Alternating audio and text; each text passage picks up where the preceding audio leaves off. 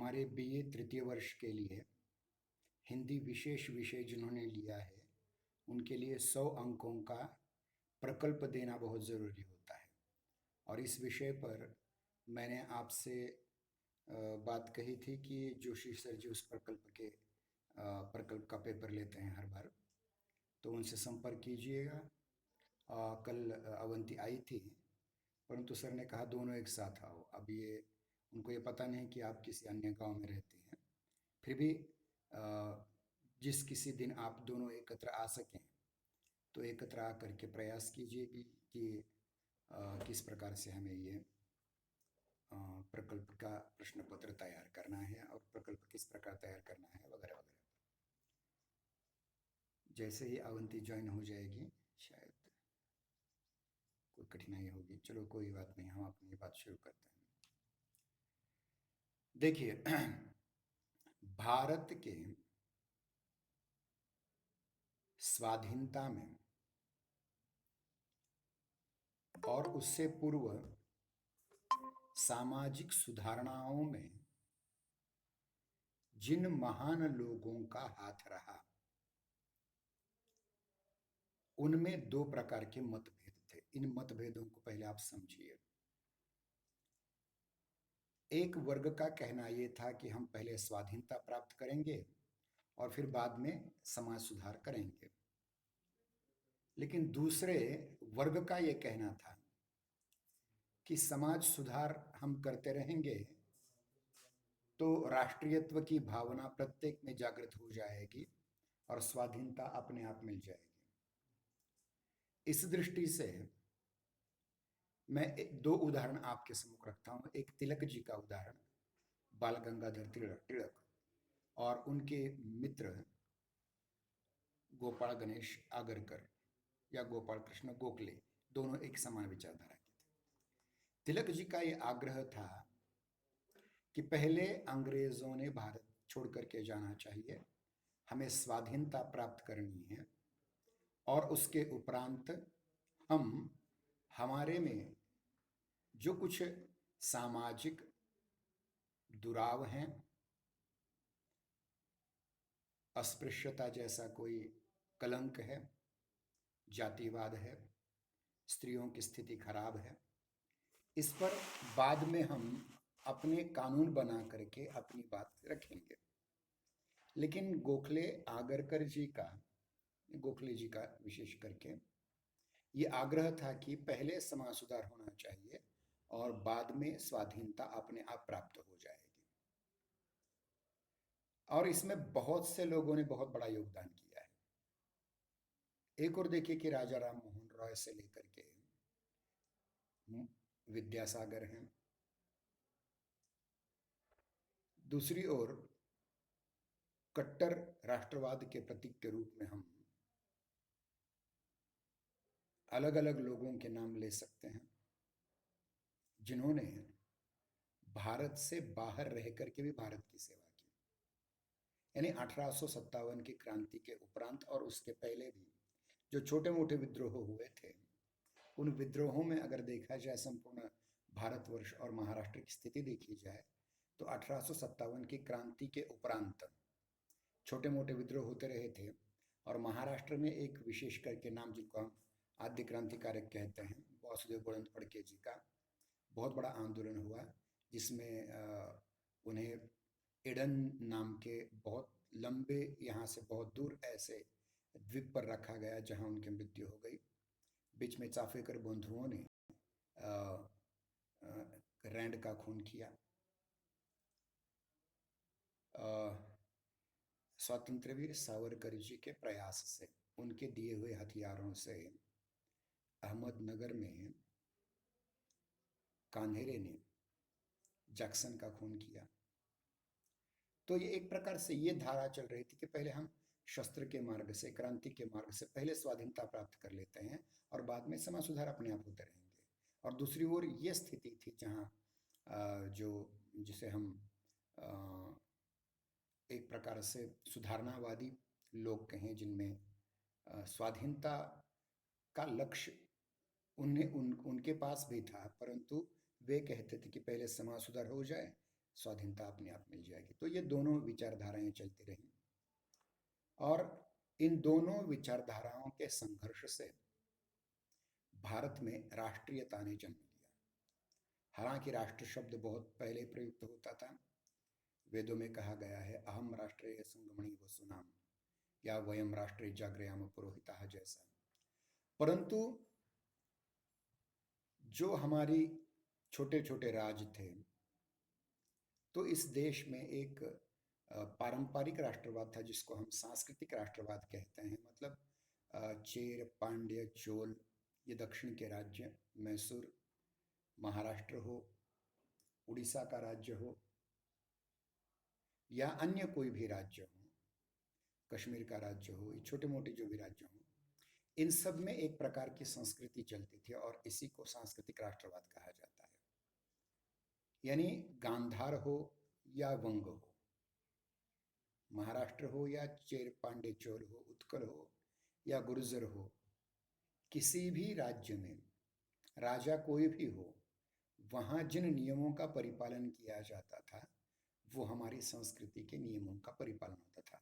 मतलब गुरुकुल होना, ब्राह्मणों को महत्व अधिक देना, क्षत्रियों ने के द्वारा राज्य चलाना, देश की रक्षा करना, ये सारी चीजें इसमें थी।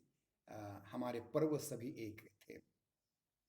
मतलब श्रावणी से लेकर के होलिका तक जो हमारे सांस्कृतिक पर्व हैं वो सारे के सारे पर्व भी एक थे। इतना ही नहीं, हम में ये जो सांस्कृतिक एकात्मता थी उसमें फूट डालने का पहला कार्य इस्लामी नुमाइंदों द्वारा हुआ, बाद में अंग्रेजों के द्वारा हुआ, ईसाई मिशनरियों के द्वारा हुआ। इसलिए दोहरा संघर्ष था और इस दोहरे संघर्ष में हमारी सांस्कृतिक विचारधारा पर बहुत प्रभाव पड़ा और हम आधुनिकीकरण के चपेट में आ गए, जिसको सीधे सीधे पश्चिमीकरण भी कहा जाता है। मतलब धोती की जगह पैंट आ गई, पगड़ी की जगह टोपी आ गई, हैट आ गई, अंगरखे की जगह शर्ट आ गया,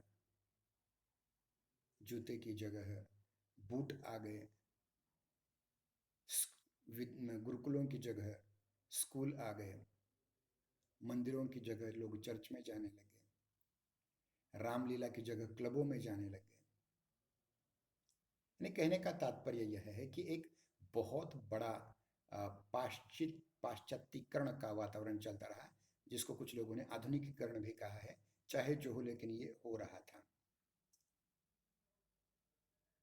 देखिए, एक महत्वपूर्ण बात और है कि मुद्रण यंत्र का आविष्कार हुआ, जिसको हम छापखाना कहते हैं, प्रेस कहते हैं। तो ये जो मुद्रण यंत्र का आविष्कार हुआ और उस आविष्कार के बाद मनुष्य पहले जो लेखन करता था उस लेखन की अनेक प्रतियां बनने लग गई और धीरे धीरे वर्तमान पत्र, जिसको हम कहते हैं, समाचार पत्र कहते हैं, ऐसे बहुत से समाचार पत्र निकलने लग गए। भारत में सबसे पहला समाचार पत्र बंगाल का बंगदूत था, जो राजाराम मोहन रॉय द्वारा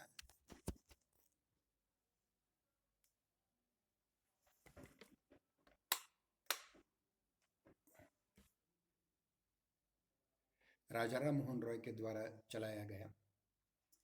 इसके उपरांत बहुत से पत्र हिंदी में भी निकलने लग गए और हिंदी में पहला पत्र जुगल किशोर, पंडित जुगल किशोर जी द्वारा लिया गया, वो भी कलकत्ता से ही प्रकाशित हुआ, जिसका नाम उदंड मार्तंड था।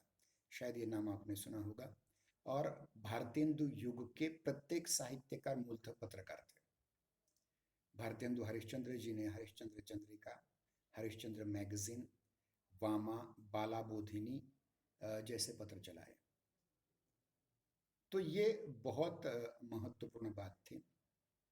यहाँ एक बात मैं और बताने की कोशिश करूंगा कि एक ओर हम राष्ट्रवाद की ओर बढ़ रहे थे और दूसरी ओर मानवतावाद की ओर।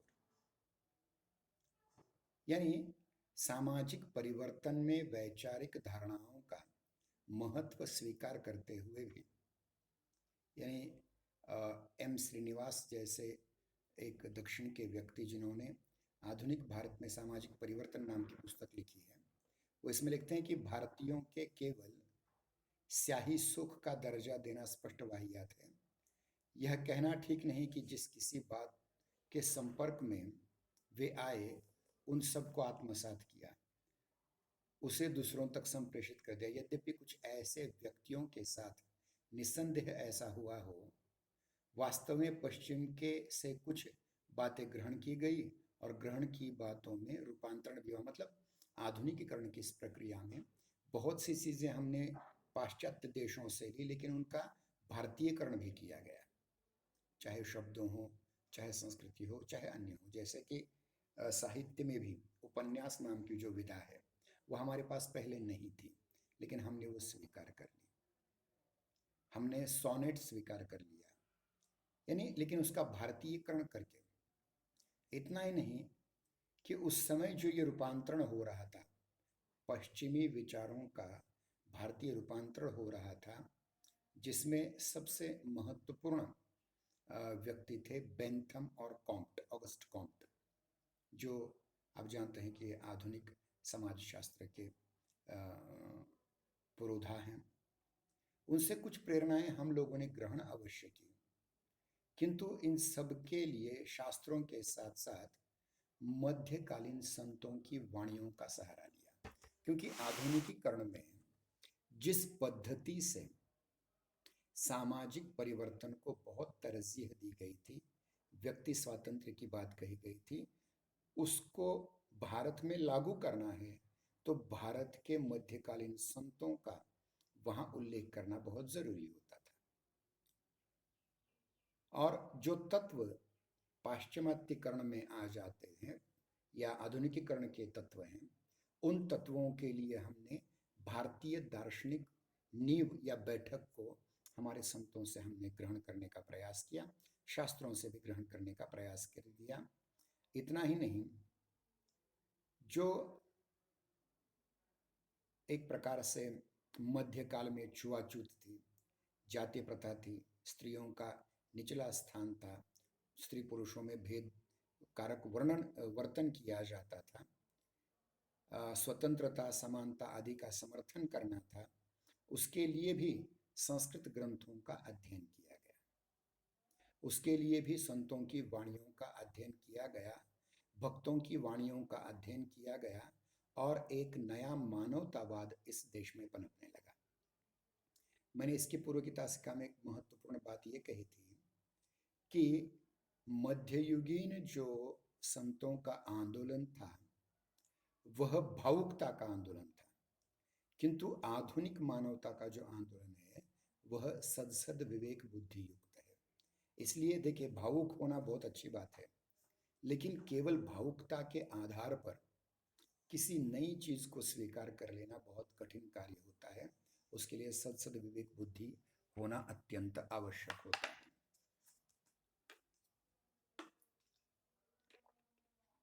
तो ये जो नई पद्धति का मानवतावाद हमारे सम्मुख रखा था, उसमें कौमी एकता, राष्ट्रीय एकता, हिंदू मुस्लिम एकता के लिए बहुत सी बातें की, और सभी कहा जाने लगा कि सभी इस देश में जितने भी धर्म, जितनी भी जातियों, जितने भी पद्धति के लोग हैं, चाहे लिंग के आधार पर हो, तो भेदभाव नहीं होना चाहिए, क्योंकि हम सब उसी परमपिता परमात्मा के संतान हैं, जिसको हिंदू ने ईश्वर कहा और मुसलमानों ने अल्लाह कहा है, ईसाई जिसे गॉड कहते हैं, और सिख जिसे एक ओमकार कहते हैं, बौद्धों ने जिसे परम शक्ति कहा है।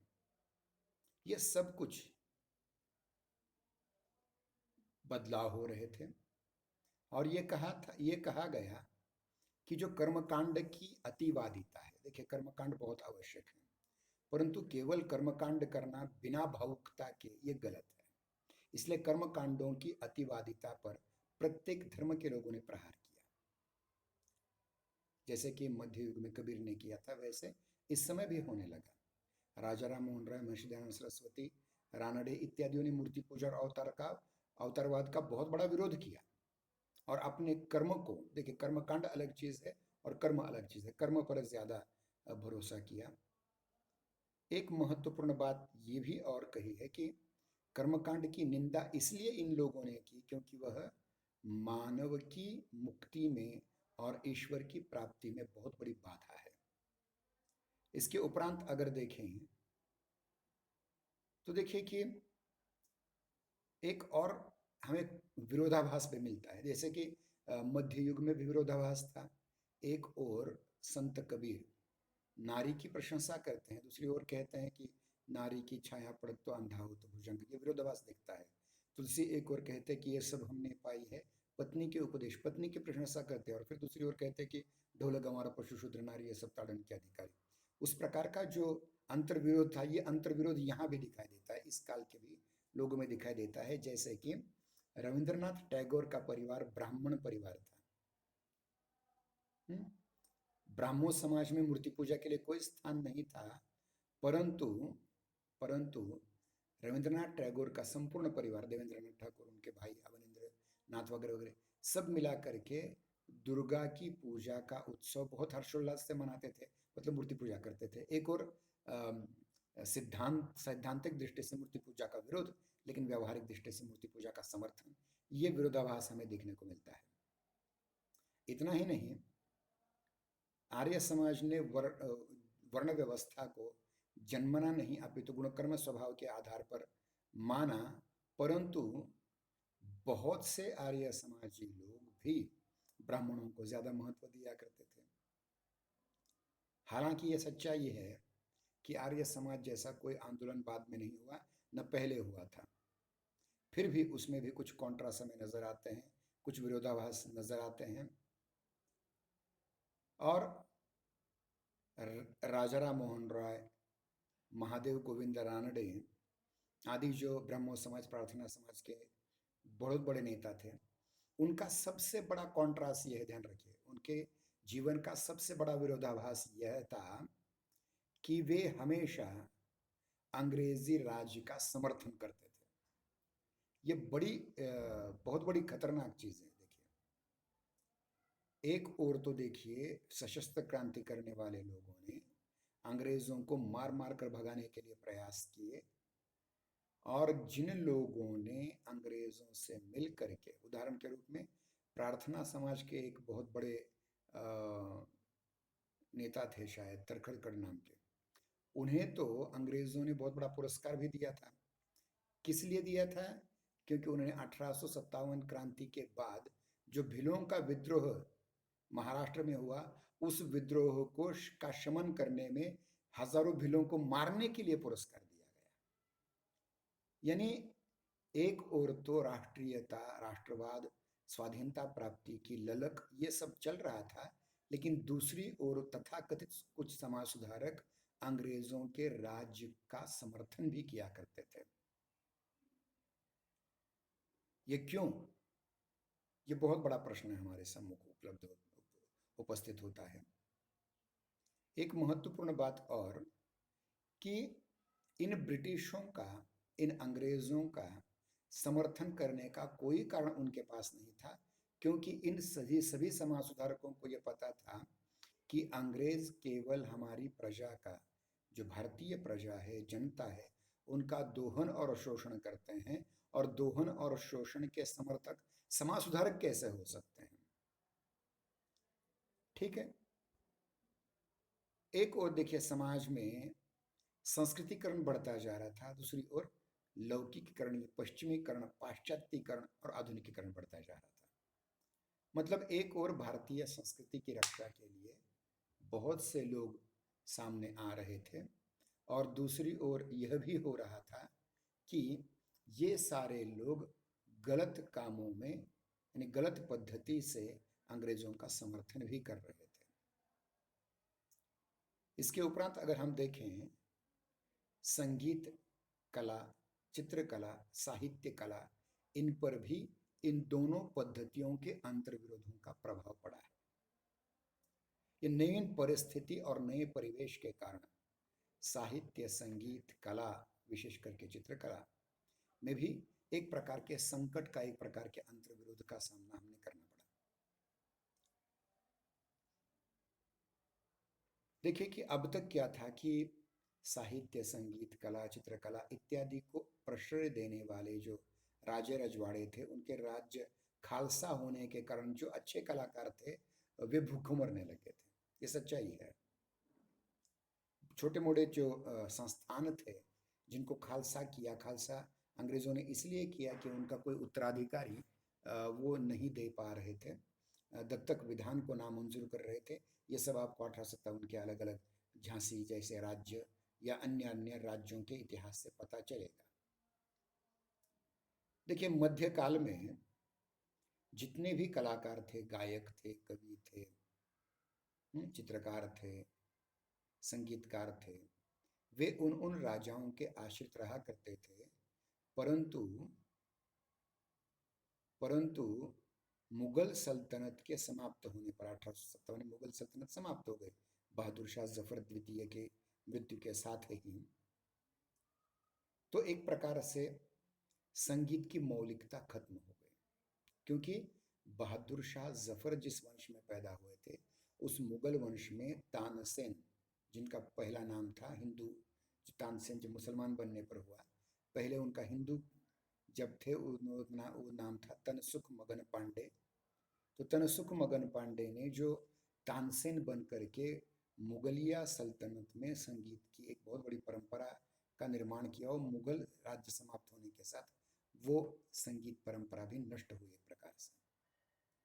छोटे मोटे सामंतों को किसी प्रकार के द्वारा किसी प्रकार से संगीत कला, काव्य कला के लोगों को प्रश्रय मिलता था, परंतु अगर ये देखा जाए तो एक प्रकार से एक संगीत कला में पुनर्जागरण भी हुआ, वो रविंद्रनाथ टैगोर के द्वारा। आप जानते हैं कि रविंद्रनाथ टैगोर जी बहुत बड़े कवि थे, बहुत बड़े गद्य लेखक थे, बहुत बड़े चित्रकार थे और बहुत बड़े संगीतकार भी थे। जिस प्रकार से हमारे भारतवर्ष में हिंदुस्तानी संगीत, कर्नाटकीय संगीत, ये दो मुख्य धाराएं हैं, उसी प्रकार बंगाल में रविंद्र संगीत नाम की एक नई धारा आ गई। इसके उपरांत अगर हम देखें 1919 के अखिल भारतीय संगीत परिषद की स्थापना हुई 1919 में। क्या स्थापना हुई? अखिल भारतीय संगीत परिषद की स्थापना हुई और भारतीय संगीत के पुनरुद्धार का कार्य भी आरंभ हो गया, जिसमें बहुत सारे लोगों में सबसे महत्वपूर्ण नाम आता है विष्णु नारायण भातखंडे जी का, जो आधुनिक भारतीय संगीत के बहुत बड़े पुरोधा के रूप में हमारे सामने आते हैं। इसी प्रकार से देखा जाए तो भारतीय चित्रकला भी पाश्चात्य अनुकरण, पाश्चात्य कला का अनुकरण कर रही थी, परंतु पश्चिम के ढंग के तैलचित्रों का निर्माण भी इस समय किया जाने लगा, और इसमें सबसे बड़ा नाम आता है वो है राजा रवि वर्मा जी का, जिन पर एक शायद फिल्म भी बनी थी। इसमें रणदीप हुड्डा जी ने राजा रवि वर्मा जी का रोल किया था, वो याद नहीं आ रहा है, लेकिन एक बहुत ही महत्वपूर्ण बात यहाँ थी। और राजा रवि वर्मा के जितने भी चित्र हैं, उन चित्रों का विषय पौराणिकता था, मतलब रामायण महाभारत, रामायण महाभारत, उसके उपरांत हमारे भारतीय देवी देवताओं के अत्यंत सात्विक चित्र निकालने का, बनाने का काम राजा रवि वर्मा जी ने किया हुआ है, और राजा रवि वर्मा आधुनिक चित्रकला के पुरोधा माने जाते हैं। इतना ही नहीं, उन्होंने जो चित्र बनाए, उन चित्रों में जो रूपरेखा थी वो सुनिर्मित, वर्ण योजना पर और आकर्षित थी। हमारे दूसरा जो युग है हिंदी साहित्य का, जिसको हम महावीर प्रसाद द्विवेदी युग के नाम से जानते हैं, उन्होंने, उसके संपादक पंडित महावीर प्रसाद द्विवेदी जी ने अपनी पत्रिका सरस्वती में राजा रवि वर्मा के अनेक चित्र प्रकाशित किए। सन 1854 में कलकत्ता आर्ट स्कूल की स्थापना हुई। देखिए, एक और भातखंडे जी ने अखिल भारतीय संगीत परिषद का, भारतीय संगीत परिषद की स्थापना की, तो अंग्रेजों ने 1854 में, मतलब 1857 के 4 वर्ष पहले मात्र कलकत्ता आर्ट स्कूल की स्थापना की, जिसमें भारतीय चित्रकला में एक बहुत बड़ा मोड़ आया। हेबल, E.B. हेबल इसके अध्यक्ष थे। आगे चलकर हेबल के अवनींद्र नाथ ठाकुर और आनंद कुमार स्वामी ने भारतीय चित्रशैली को नया रूप दिया, जो मूलतः इस देश की होते हुए भी आधुनिक जीवन दृष्टि से अनुप्राणित चित्रकला थी। सन 1907 में गगनेंद्र ठाकुर ने Indian society of oriental arts की स्थापना की। इन प्रयत्नों का फल ये हुआ कि भारतीय चित्रकला की एक विशिष्ट स्वतंत्र शैली निर्माण हुई। चित्र शैली में बंगाल ने पहल किया, और मैं इसके बाद पहले बहुत बार ये कहा है कि भारत के आधुनिकीकरण में सबसे बड़ा योगदान देने वाला कोई राज्य है तो वह बंगाल है। बहुत ही महत्वपूर्ण राज्य। इसने कला के हर क्षेत्र में बहुत बड़ा योगदान किया हुआ है। और देखिए कि ये जो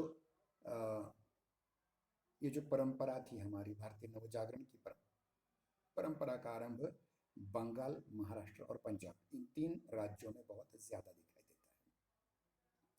नवजागरण का सबसे अधिक प्रभाव बंगला साहित्य पर भी पड़ा। अन्य जैसे कि हमने चित्रकला देखी, संगीत कला देखी, उसी प्रकार साहित्य कला पर सबसे ज्यादा प्रभाव पाश्चात्यकरण का या आधुनिककरण का या नवजागरण का हुआ, वो बांग्ला साहित्य पर हुआ।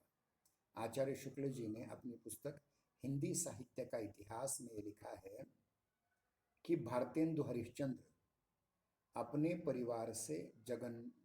परिवार के साथ जगन्नाथ गए थे, जगन्नाथपुरी, और वहां से उन्होंने, जगन्नाथपुरी उड़ीसा में आता है और वहाँ बंगाल का भी प्रभाव दिखाई पड़ता है, और उन्होंने आगे चल करके बंगाली साहित्य का प्रभाव ग्रहण करके हिंदी में धीरे धीरे साहित्य आने लगा। यानी बंगाली में पहली कहानियाँ लिखी गई, बंगाली में पहले उपन्यास लिखे गए, बंगाली में पहले पत्र आए, और उसकी देख रेख में भारतेंदु हरिश्चंद्र ने भी हिंदी में पत्र पत्रिकाओं के माध्यम से ये सारा नया साहित्य सामने लाने का प्रयास किया हुआ है। देखिए, नई आर्थिक व्यवस्था, पाश्चात्य शिक्षा और नवागत जीवन पद्धति के कारण इस देश की अपनी पहचान ही खो गया था। ये देश, इस पर अवरोध ने यहाँ के प्रबुद्ध वर्ग को नए सिरे से अपनी पहचान के लिए बाध्य किया गया। यह पहचान नवीन और प्राचीन के अंतर्विरोध की थी। देखिए, जो शाश्वत तत्व होते हैं वो तो शाश्वत ही रहेंगे, परंतु कालोघ में कुछ गलत परंपराएं अगर हमारे इतिहास में आ जाती हैं तो नवीनीकरण के द्वारा उसको छोड़ा भी जा सकता है। इस प्रकार का ये अंतर्विरोध यहाँ प्रकट किया गया।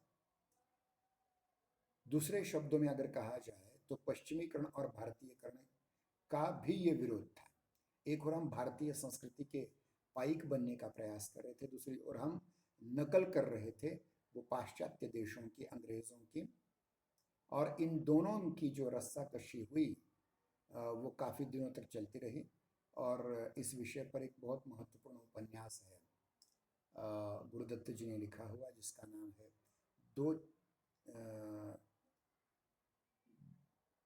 दो चट्टानों की, यानी 2 लहरों की धड़क, ऐसा नाम है उसका। तो 2 लहरें जो आई थी, जो पाश्चात्यकरण की लहर और सांस्कृतिक लहर, इन दोनों में एक प्रकार का टकराव हुआ, और जो बचा उससे हमारे आधुनिक राष्ट्र का निर्माण हुआ है।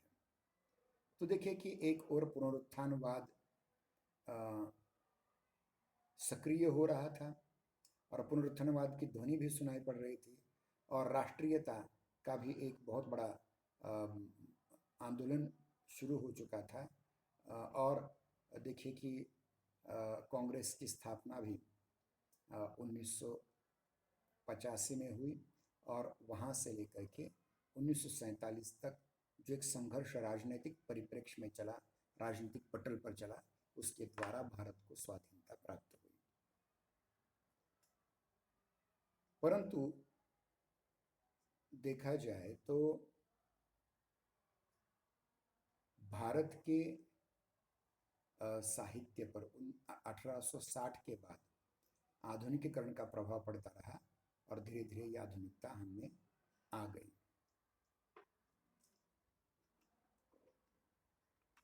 अब हम ये समझने का प्रयास करेंगे उर्वरित भाग में आधुनिकता क्या होती है। लगभग हमारा आधा घंटा पूरा होता आया है। हम रहे हुए 15-20 मिनटों में हम आपको आधुनिकता क्या होती है उस पर विचार करने का प्रयास करेंगे। देखिए, हिंदी साहित्य का जो एक दशक था, आधुनिकता से बहुत प्रभावित है।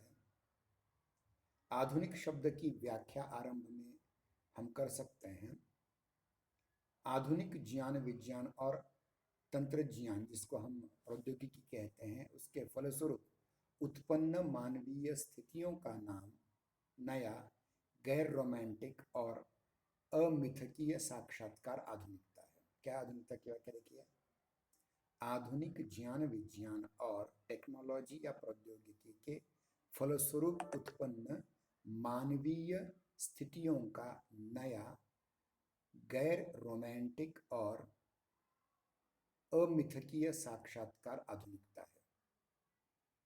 ये पता नहीं लाइट चली गई, थोड़ा सा प्रॉब्लम आ जाएगी। हम जल्दी पूर्ण करने का प्रयास करेंगे क्योंकि मोबाइल की चार्जिंग खत्म होते आई है। देखते हैं। आधुनिकता का स्वरूप स्पष्ट करने के लिए आवश्यक है कि उसके ऐतिहासिक संदर्भ और प्रवृत्ति को भी समझ लिया जाए। आधुनिक काल अपने ज्ञान विज्ञान और प्रविधियों के कारण मध्य युग से अलग बन पड़ता है, मध्यकाल से अलग है। यह काल औद्योगिकीकरण, नागरिकीकरण और बौद्धिकता से संबद्ध है, जिसमें नवीन आशाएं उभरी और भविष्य का नया स्वप्न देखा जाने लगा। देश, धर्म, राष्ट्र, ईश्वर आदि की नई नई व्याख्याएं की जाने लग गई। एक समय इहलौकिक, यानी यह समय जो था इहलौकिक होकर आधुनिक दृष्टि प्रगतिशील बन रही थी। मतलब देखिए, मध्य युग में पारलौकिक बातें होती थी, ज्यादा मोक्ष की बातें होती थी, ईश्वर प्राप्ति की बातें होती थी मध्य युग में। परंतु आधुनिक युग की सबसे बड़ी ताकत यह है कि यह इहलौकिक बन गया। प्रत्येक देश में पुनर्जागरण होने लगा, चाहे वो चीन हो, चाहे जापान हो, चाहे भारत हो, चाहे मंगोलिया हो, चाहे ईरान इराक हो। यहाँ आधुनिकता का वातावरण छाने लग गया था, पुनर्जागरण होने लग गया था। और अपने अपने सपने लेकर के इन सभी परतंत्र देशों ने स्वाधीनता के लिए प्रयास किया। अपने अपने ढंग की सरकारें बाद में बनाई स्वाधीन होकर के, किंतु एक बिंदु पर खड़े होकर के मनुष्य ने पाया कि औद्योगिकरण और प्रविधिकरण के सहारे उसके परिदेश का जो सपना देखा था वो साकार नहीं हो पाया। मतलब ये आधुनिकता के जिस सपने ने हमें एक ऐसे माहौल में लाकर खड़ा किया था कि यहाँ से हम बहुत कुछ पा सकते हैं, लेकिन मोहभंग हो गया और विज्ञान ने और तंत्र विज्ञान ने हमें जितना देना था उससे उससे ज्यादा हमसे छीन लिया। लोकतंत्र तथा साम्यवादी सरकारें समान रूप से निराशाजनक सिद्ध हुई। व्यक्ति या तो व्यवस्था का पुर्जा हो गया या फिर उसकी प्रविधि का। उसका अपना व्यक्तित्व या पहचान ही खो गई। मनुष्य मनुष्य नहीं रहा, एक पुर्जा बन करके रह गया, या मशीन बन करके रह गया, या मशीन का पुर्जा बन करके रह गया। इस खोए हुए व्यक्तित्व की खोज की प्रतिक्रिया का नाम ही आधुनिकता है। आधुनिक ज्ञान विज्ञान ने मनुष्य को बहुत कुछ बुद्धिसम्मत बना दिया, सजग विवेक बुद्धि बना दिया। नीत्शे एक बहुत महत्वपूर्ण दार्शनिक हैं, जिन्हें दर्शन के लिए नोबेल पुरस्कार भी मिला था, लेखन का, साहित्य का। नीत्शे ने घोषणा की कि ईश्वर मर गया है। तेन ने घोषणा की कि इतिहास मर गया है। कुछ लोगों ने संस्कृति मर गई है। ये बहुत सारी अलग अलग घोषणाएं की, अस्तित्ववादी आंदोलन निर्माण किया और ये कहा गया कि आपके जीवित रहने में आपका भला है, न कि किसी के लिए जान देने के लिए। यानी देखिए कि एक बौद्धिक जगत में एक क्रांतिकारी परिवर्तन, अगर इस क्रांतिकारी परिवर्तन के कारण यथार्थ का स्वरूप भी बदल गया। अब लोग पाप पुण्य, पाप क्या है पुण्य क्या है, इसका विचार करने लगे। जो फायदे की हो बात करने लगे, चाहे वो पाप क्यों ना हो। अब धर्म अधर्म का विचार कोई करने नहीं लग गया। अच्छे बुरे की कसौटियां बदलने लग गया। वो जो दूसरों के लिए कसौटी लगाता है, तो हमेशा सच बोल, लेकिन मैं सच बोलूं न बोलूं, मैं अपने फायदे के लिए करूंगा। इस प्रकार से देखिए कि मानदंड बदलने लग गए हमारे, कसौटियां निर्धारित करने लग जाएगी, प्रामाणिक समाज समाप्त हो गया, पुराने मूल्य विघटित होते गए, मानवीय मूल्य विघटित होते गए। विज्ञान की प्रगति ने यह बता दिया कि मनुष्य वर्तमान परिस्थिति में, वर्तमान सिचुएशन में एक असहाय, क्षुद्र और निरर्थक प्राणी है। वो कुछ बदल नहीं सकता, वो सिर्फ जीने के लिए मजबूर है क्योंकि मर नहीं सकता। इस प्रकार की बहुत सी बातें, बहुत सारे सिद्धांत आ गए। फिर इसके उपरांत क्वांटम सिद्धांत और सापेक्षता का सिद्धांत, आप जानते हैं सापेक्षता का सिद्धांत अल्बर्ट आइंस्टाइन का बहुत ही चलता रहा, और उसके माध्यम से, सापेक्षता के सिद्धांत के माध्यम से ये सच्चाई हमारे सामने आए कि कोई भी सत्य सार्वभौम सत्य नहीं होता, देखने वाले की दृष्टि उसको सच माने, ये महत्वपूर्ण है। और कोई भी शाश्वत नैतिकता नहीं रहती, न सत्य शाश्वत है न नैतिकता शाश्वत है, वो समय के साथ, परिस्थितियों के साथ बदलता रहता है, बदलती रहती है। निश्चयात्मकता की समाप्ति हो गई की अंतिम घोषणा, अब कोई ये चीज निश्चित नहीं है। पुराने जमाने में कहा जाता कि सत्य हरिश्चंद्र, हरिश्चंद्र कभी झूठ नहीं बोलेगा, युधिष्ठिर कभी झूठ नहीं बोलेगा, लेकिन आज हम देखते हैं कि ऐसे हजारों हरिश्चंद्र और ऐसे हजारों युधिष्ठिर हर रोज झूठ बोल रहे हैं। क्यों? फायदा। इतना ही नहीं, अगर हम देखें कि साइंस का एक बहुत घिनौना रूप अणुशक्ति के रूप में हमारे सामने आया, और इस अणुशक्ति ने हमें एटम बम दे दिया, जिससे हम एक दूसरे का सर्वनाश करने में तुले हैं। आजकल आप तो यूक्रेन और रूस के युद्ध के समाचार सुन ही रहे होंगे कि क्या हो रहा है। और एक सबसे महत्वपूर्ण बात इस समय की अस्तित्ववादी दर्शन आ गया, जो नीत्शे ने सामने रखा था। यानी अस्तित्ववादी दर्शन अपने पूर्व दर्शन और विज्ञान की अमूर्तता पर आक्रमण करता है। उसने देखिए कि व्यक्ति की व्यग्रता, व्यक्ति का दुख, व्यक्ति की निराशा, व्यक्ति का अकेलापन, मृत्युबोध, स्वतंत्रता, त्रास आदि बातें आ गई, और इनसे सामूहिकतावाद और निश्चयवाद के विरुद्ध खड़ा हुआ व्यक्तिगतवाद हुआ। इसमें देखिए मुझे एक शेर याद आता है इस प्रकार के अस्तित्ववाद में, क्योंकि यहाँ मुझे, मैं खुद को महत्व दे रहा हूँ, किसी अन्य को नहीं। एक शायर कहता है, देखिए, कुछ न था तो खुदा था, कुछ न होता तो खुदा होता, डुबोया इस होने ने मुझे, अगर मैं न होता तो क्या होता। यानी मैं महत्वपूर्ण हूँ, मेरा अस्तित्व महत्वपूर्ण है। यह अस्तित्ववादी धारणा आ गई, और यही हमारे सामने आए कि मनुष्य कोई वस्तु नहीं है, कोई मशीन नहीं है, अपितु क्रियावान, क्रियाशील व्यक्ति है। उसकी भी भावनाएं हैं, उसके भी फीलिंग्स हैं, इमोशंस हैं, सेंटिमेंट्स हैं।